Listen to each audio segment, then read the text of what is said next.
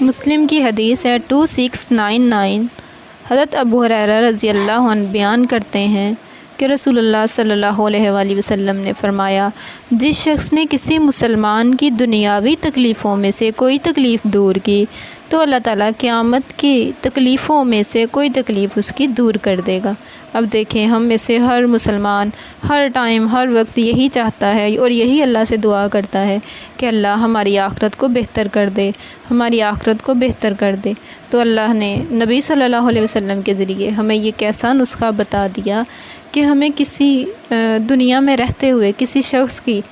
کسی انسان کو مصیبت میں مبتلا دیکھیں تو اس کی تکلیف کو دور کرنے کی کوشش کریں گے تو اللہ رب العزت اس کے عوض ہمارے قیامت کی، ہماری آخرت کی تکلیفوں میں سے کوئی تکلیف جو ہے وہ دور کر دے گا۔ اور جس شخص نے کسی تنگ دست کے لیے آسانی کی، اللہ تعالیٰ اس کی